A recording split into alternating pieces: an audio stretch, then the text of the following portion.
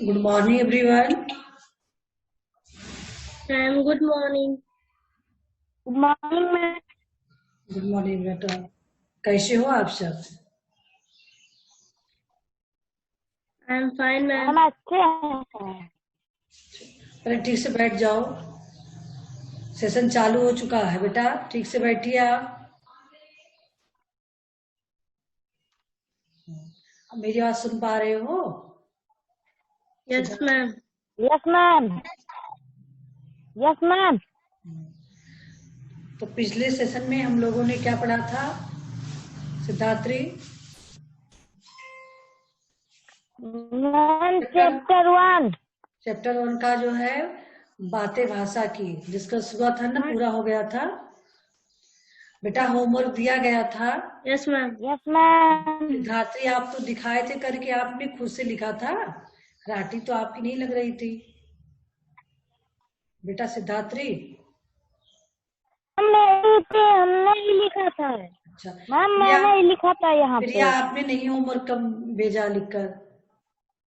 Ma'am भेजे थे। भेजी थी?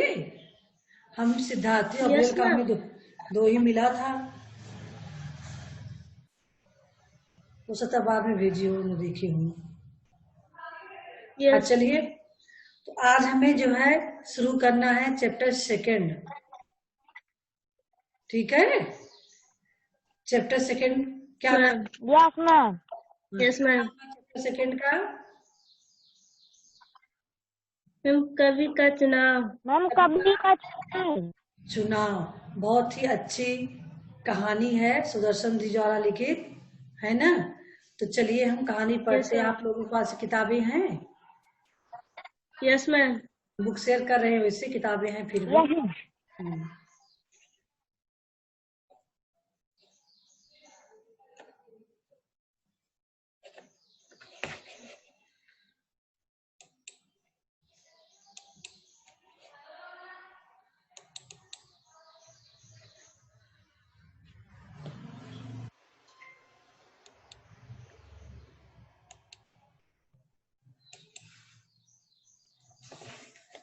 बेटा देख रहे हो स्क्रीन पे?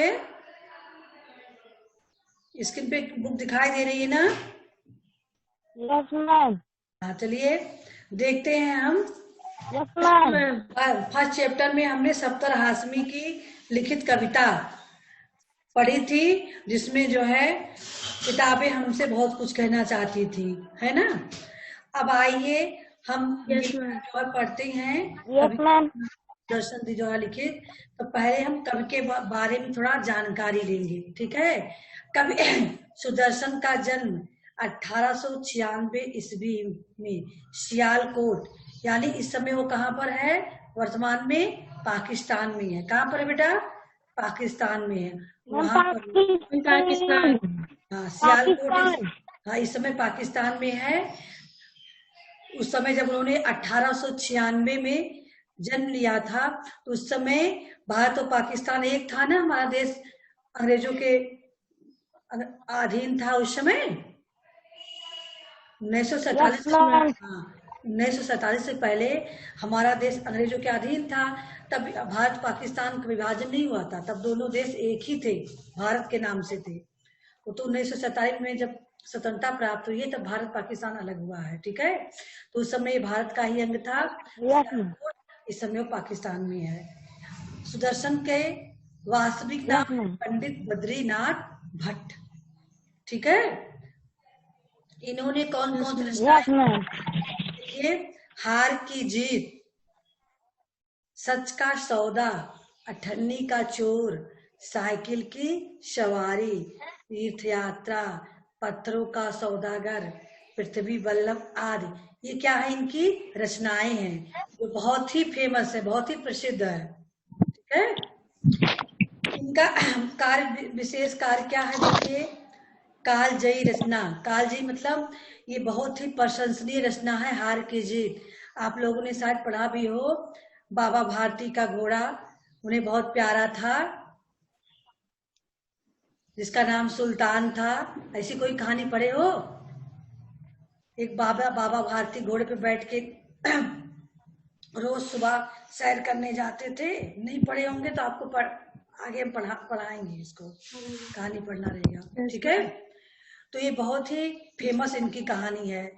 1920 में इन्होंने सरस्वती पत्रिका में जो प्रकाशित हुई थी, ये कहानी इनकी हार की जीत 1920 में सरस्वती नामक पत्रिका में प्रकाशित हुई थी।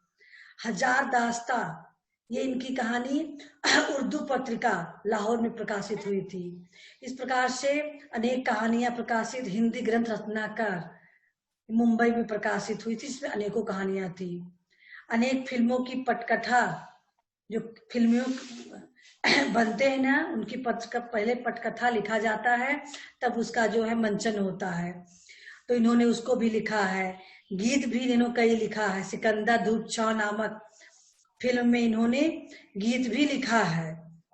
फिर फिल्म लेखक संघ के प्रथम उपाध्यक्ष, अखिल भारतीय हिंदुस्तानी प्रचार सभा वर्धा साहित्य परिषद के सम्मानित सदस्य भी ये रह चुके हैं, ठीक है। इनकी मृत्यु 1967 में हुई थी, यानी देश स्वतंत्र होने के बाद। ये तो था इनका संक्षिप्त परिचय, ठीक है। अब हम देखते हैं पाठ से जुड़े कुछ शब्द। हाँ, मुनादी, कृतियां, यातना, बंदीगिरी, उद्गार। मुनादी का मतलब होता है किसी चीज का संदेश जो है पूरे राज्य में देना।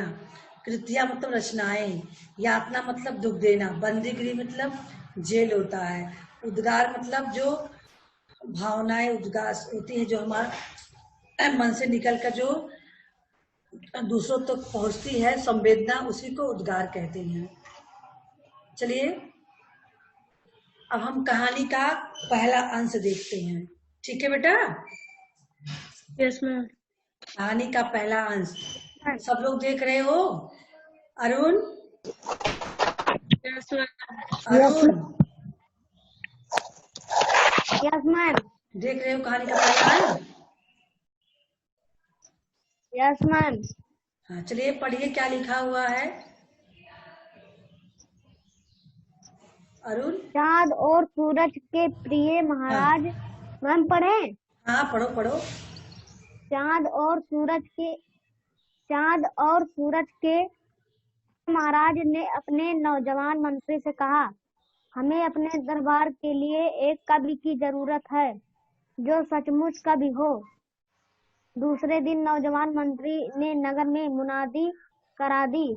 तीसरे दिन 1001 आदमी के महल के नीचे खड़े थे और कहते थे, हम सब कवि हैं।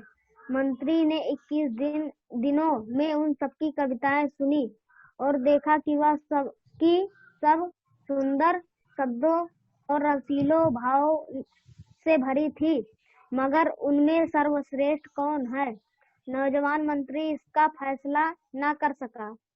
उसने एक दिन सोचा, 2 दिन सोचा, 3 दिन सोचा। चौथे दिन उसने फूल की पंखुड़ियों के कागज पर सुनहरे रंग से 1000 कवियों के नाम लिखे और यह सूची महाराज की सेवा में उपस्थित कर दी। महाराज को हैरानी हुई। बोले, क्या यह सब कवि हैं? मंत्री ने हैरानी हुई। बोले, क्या यह सब कवि हैं? मंत्री ने विनय से सिर झुकाया और धीरे से जवाब दिया, मैंने उनकी कृतियां सुनी है और इसके बाद यह नामवाली तैयार की है, मगर हमें एक कवि की जरूरत है और यह 1001 है। मैं चुनाव नहीं कर सकता। महाराज ने 1 घंटे विचार किया, 2 घंटे विचार किया, 3 घंटे विचार किया, चौथे घंटे आज्ञा दी, इन सबको कैद नीचे करिए। कैद कर दो, इन सबको कैद कर दो, इनसे कोल्हू कोल्हू चलवाओ, इनसे चलवाओ। कोल्हू जानते हो बेटा? और हुक्म दे। कोल्हू किसको कहते हैं? कोल्हू। Yes ma'am. मैम तेल पेरा जाता है। हाँ वेरी गुड। और हुक्म दे दो कि अब से पूरा करो बेटा। हाँ, अब से जो आदमी, देखिए स्क्रीन पे, मैम अभी दिखा नहीं चाहिए। अब से दो आदमी कविता करेगा।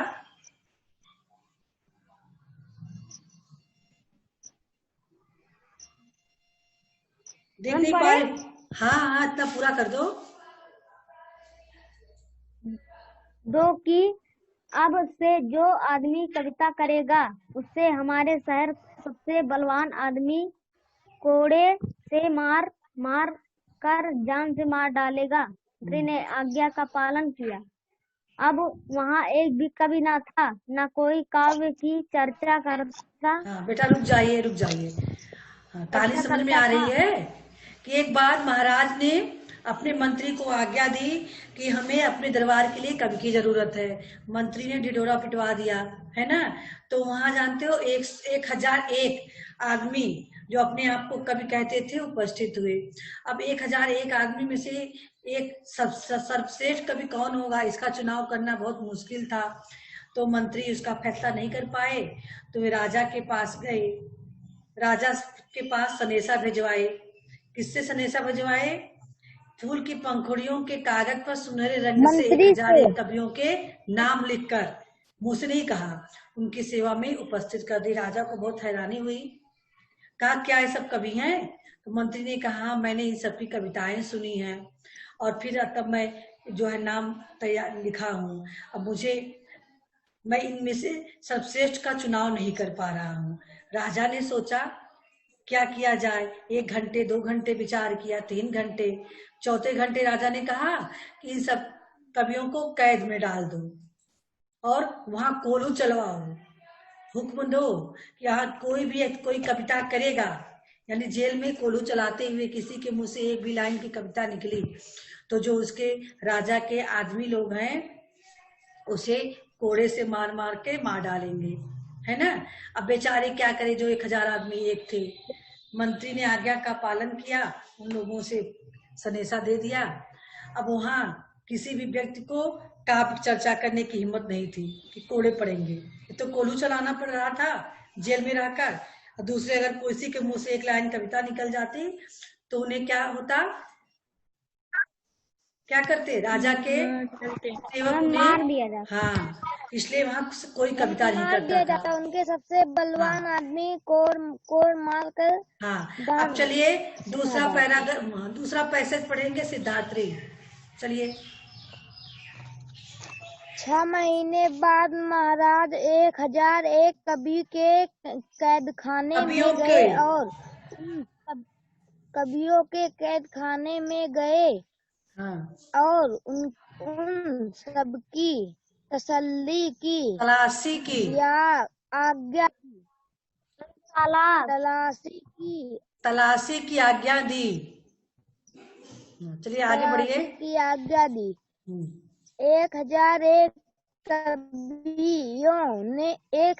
कवियों में 100 ऐसे निकले जिन्होंने बंदी गृह में कड़ी यातनाओं के बीच में रहते हुए भी रात के समय जाग जाग कर पहरेदार से छुपा कर कविता की थी और यह न सोचा कि अगर महाराज को उनके इस अपराध का पता लग गया तो उनका क्रोध जाग उठेगा और इस राज्य का सबसे बलवान आदमी उन्हें कोड़े से मार मार कर जान लेगा।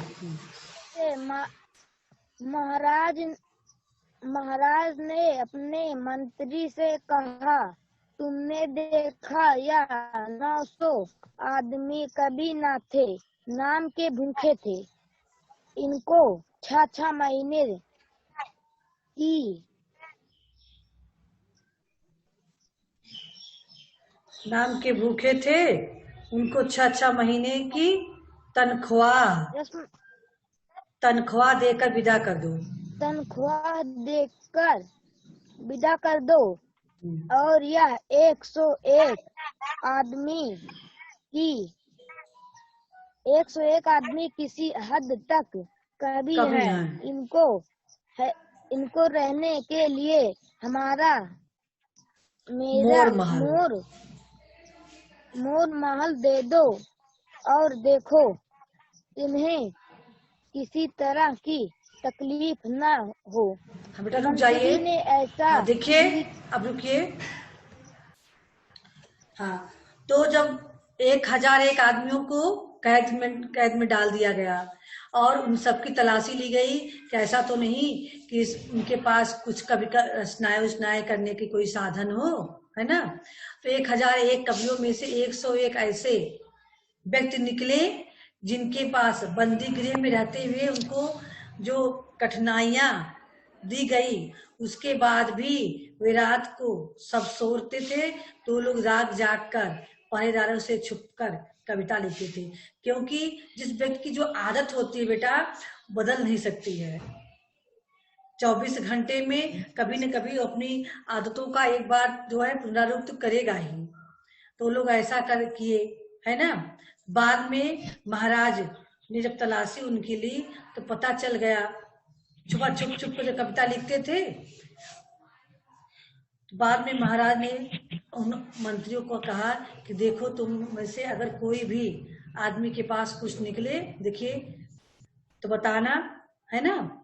तो महाराज ने मंत्री से कहा तुमने देखा ये 900 आदमी कभी नहीं थे, यानी कहने का मतलब ये था जो 1001 व्यक्ति थे उनमें से 900 लोग कुछ नहीं किए, लेकिन 101 लोग जो थे वे चोरी छिपे कविता लिखने लगे। उनको जो है मार डालने का भी डर नहीं था कि पता चलेगा तो मार डालेंगे, फिर भी उन्होंने कविताएं लिखी, है ना।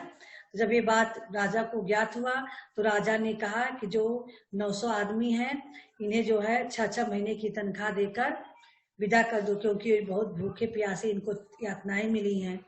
और जो 101 आदमी जिन्होंने कविता लिखा है वो कवि वास्तव में कवि हैं, इसलिए इन्हें रहने के लिए हमारा मोर महल दे दो, और देखना वहां इन्हें किसी तरह की तकलीफ ना होने पाए।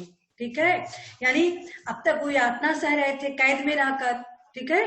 अब उसमें से 900 आदमी तो अपने घर गए तनख्वाह लेकर, बचे 101 आदमी, उनको रहने के लिए राजा ने अपने मोर महल में बहुत ही अच्छी व्यवस्था कर दी, हर सुख सुविधा वहां, ताकि इन लोगों को कोई कष्ट ना हो और ये लोग कविता लिखे आराम से, इजाजत दे दी। ठीक है, आगे देखते हैं क्या हुआ। प्रिया आप पढ़ेंगी। मंत्री ने ऐसा ही की। हाँ अच्छा, आप ही पढ़िए। सिद्धार्थी आप ही पढ़िए। मंत्री ने ऐसा ही किया। अब यह कभी अच्छे कपड़े पहनते थे, अच्छे भोजन करते थे।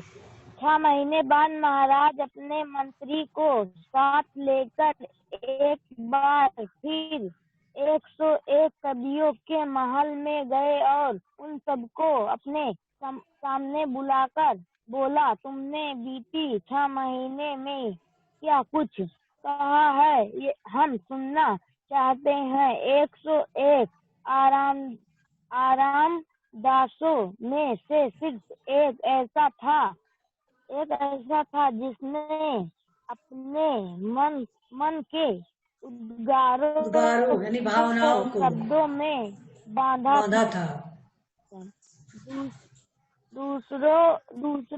दूसरे मौज मस्ती करते थे। वह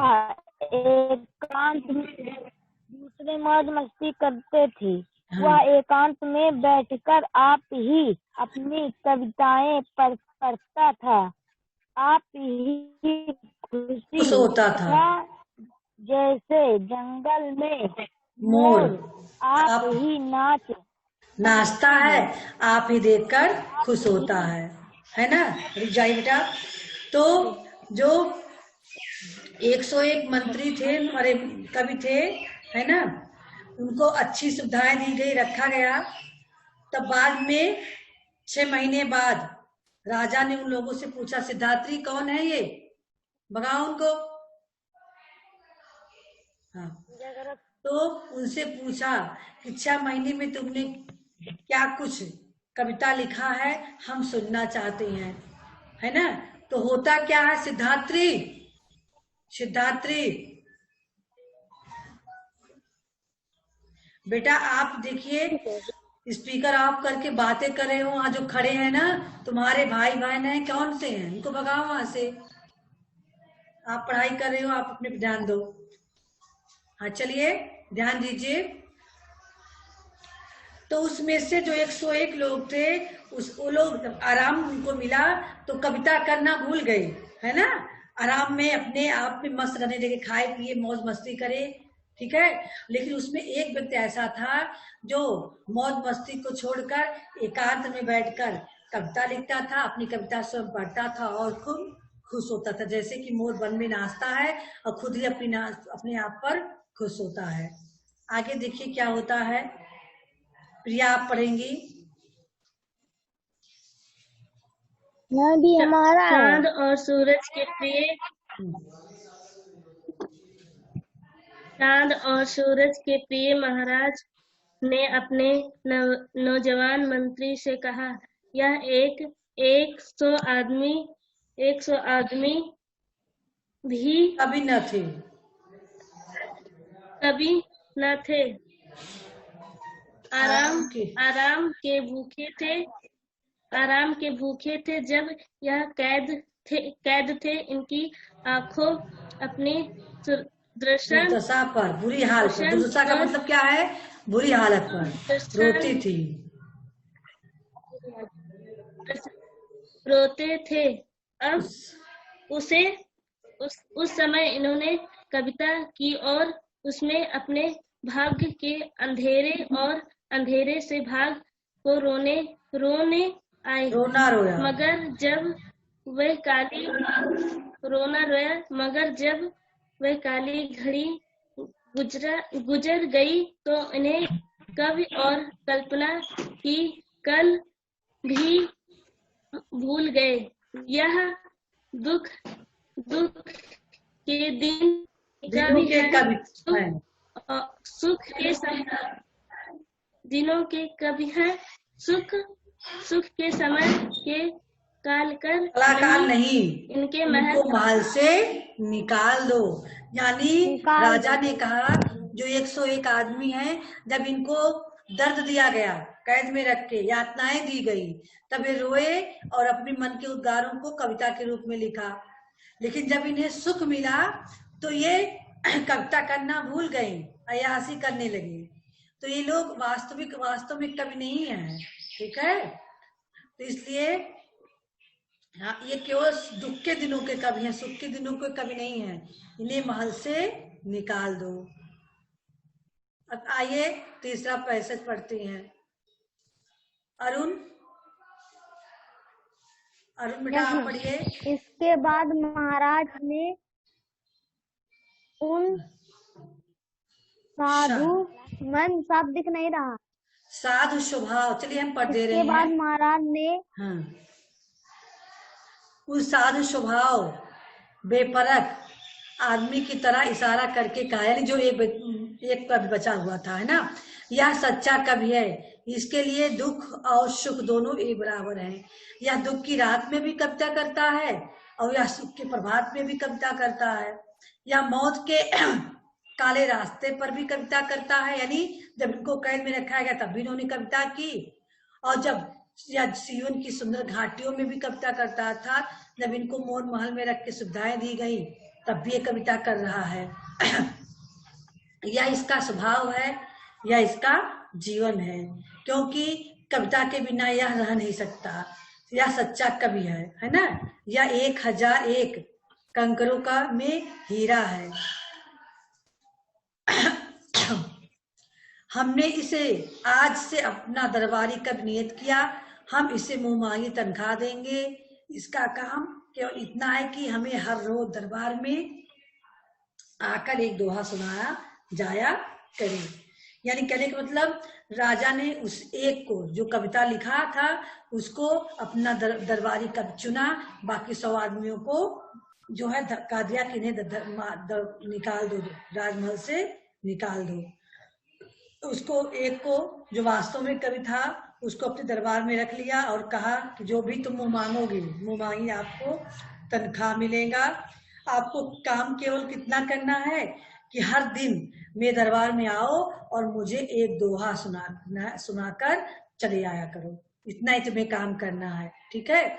आगे क्या होता है, कवि ने दरबार में जाकर महाराज को एक दिन दोहा सुनाया, दूसरे दिन दोहा सुनाया, तीसरे दिन दोहा सुनाया, चौथे दिन लिख भेजा, मुझसे इस तरह की कविता नहीं हो सकती, मैं उद्गारों का कवि हूँ, किसी की मर्जी का गुलाम नहीं। कहने का मतलब ये था कि रोज रोज मैं किसी के आदेश का पालन नहीं कर सकता हूँ, मैं कवि हूँ, तो इसका मतलब ये थोड़ी कि राजा के लिए मैं रोज एक कविता लिखूं, एक दोहा लिखूं।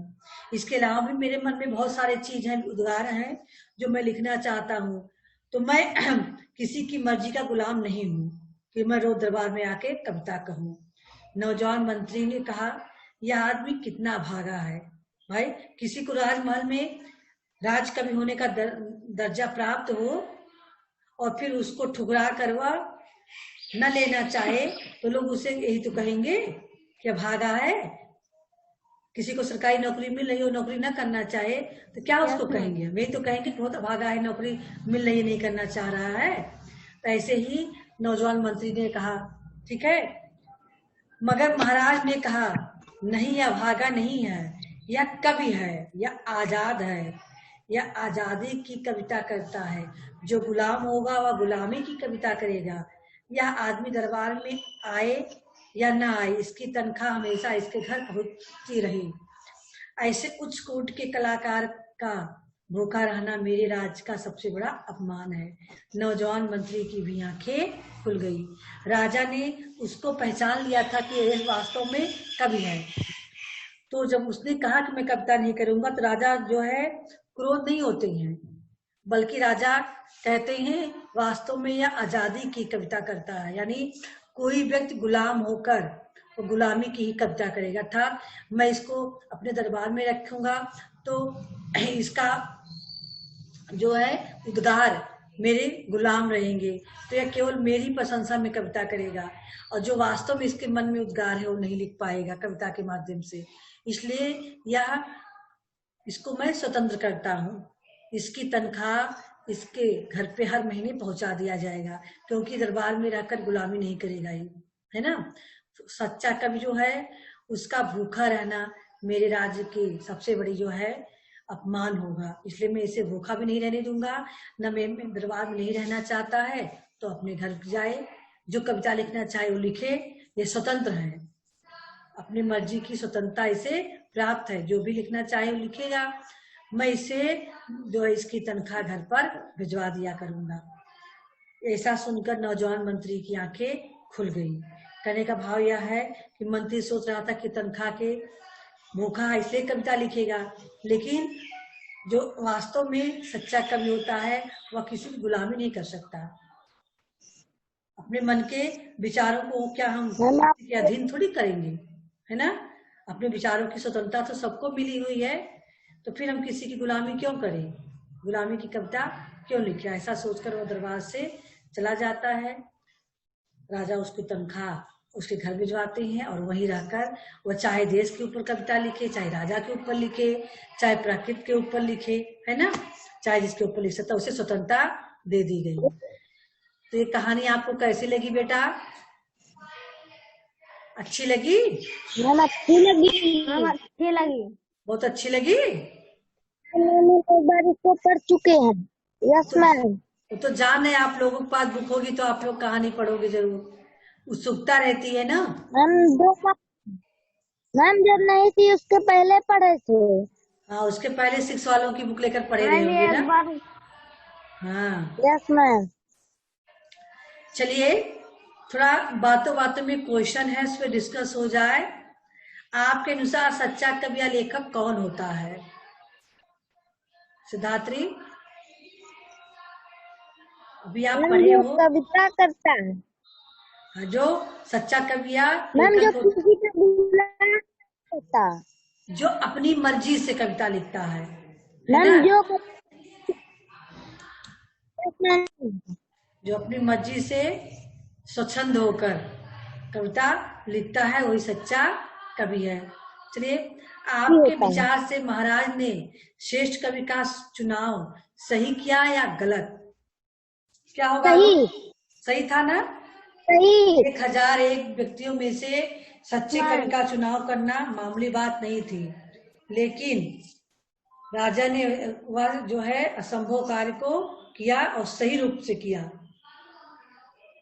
चलिए अगला देखते हैं। महाराज के स्थान पर यदि आप होते तो कवि का चुनाव कैसे करते? कोई आइडिया है आपके पास? प्रिया, वीडियो ऑन करो। प्रिया, अरुण बताइए, महाराज के स्थान पर यदि आप होते तो कवि का चुनाव कैसे करते? कौन सा तरीका अपनाते?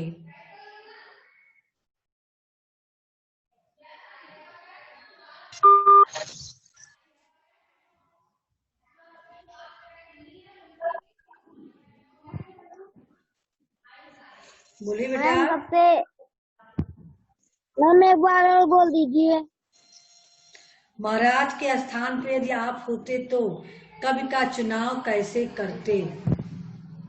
मैम सबकी कविता सुनकर। सबकी कविता सुनकर? Yes ma'am. ठीक है। कहानी के माध्यम से लेखक हमसे क्या कहना चाहते हैं?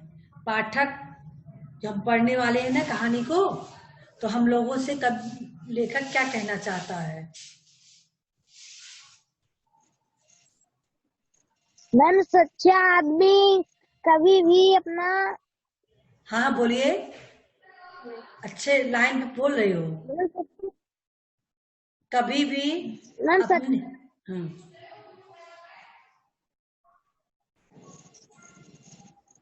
सच्चा आदमी कभी भी किसी की गुलामी नहीं कर सकता। नहीं।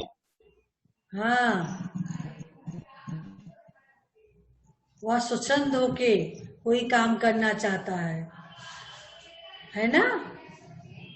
जबरदस्ती से नहीं, यस मैम। स्वतंत्र होके वह कोई काम करना चाहता है, जो सच्चा इंसान है।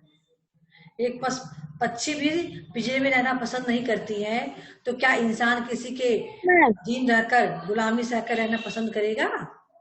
नहीं करेगा ना? No ma'am. मैम अंतिम क्वेश्चन है, कहानी में कवि कविता लिखकर अपने उद्गार अभिव्यक्त करता है, यानी कवियों के मन की जो भाव होती हैं, भावनाएं होती हैं, वे कविता के माध्यम से अभिव्यक्त करता है। लेकिन आप किस तरह अपने उद्गार अभिव्यक्त करते हैं? हमारे मन में जो भावनाएं होती हैं उसको हम कैसे व्यक्त करते हैं? क्या लिखकर? डायरी में लिखकर, कविता या कहानी लिखकर, अपने किसी प्रियजन से बात करके? कौन सा हम चुनाव करते हैं? अपने मन के भाव को व्यक्त करने का हम कौन सा साधन अपनाते हैं? प्रिया, आप बताएं बेटा। मैम बात कर। अपने प्रियजन से बात करके? Yes ma'am. डायरी में लिखते हो? डायरी में अपने विचारों को लिखते हो कि नहीं लिखते हो? कोई भी नहीं लिखते होंगे। कौन इतना समझ? कविता या कहानी लिखना ये भी नहीं कर पाते हो। अपने मन के भाव विचारों को कहानी के रूप में लिखे या कविता के रूप में लिखे, ऐसा भी नहीं कर सकते हो। आप अपने उद्गारों को व्यक्त किसी अपने प्रियजन से करते हो, यही तो होगा। Yes ma'am. Yes ma'am. फिर से इसको दोहरा लीजिएगा, है ना? चलिए। इसका क्वेश्चन नहीं मिलेगा? क्वेश्चन मिलेगा। आज का होमवर्क मिल चुका है आपको? Yes ma'am. मिला है? मैम हिंदी का नहीं मिला है। हिंदी का नहीं मिला है? हिंदी का नहीं मिला है। नहीं मिला है? No ma'am. अच्छा तो ठीक है, नहीं मिला है तो आपका यही होगा, कवि का चुनाव पाठ आपको कैसा लगा और क्यों? बाकी जो है इसको करके भेज देंगे, पेज को, कलम की सवारी वाला एक पेज कंप्लीट करके इसी को भेज दो। दिए गए सही वाक्यों के सामने सही और गलत के सामने गलत का चिन्ह, ध्यान दीजिए, 1001 आदमियों को महाराज ने कैद करके, आप लोग बताएंगे, कैद करके कोल्हू चलवाने और कविता न लिखने का हुक्म दिया था। यस या नो? सही है गलत है? सही है ना? सही। दूसरा, मोर महल में रहने वाले सभी 101 कवियों के सुख के दिनों में भी कविता लिखी?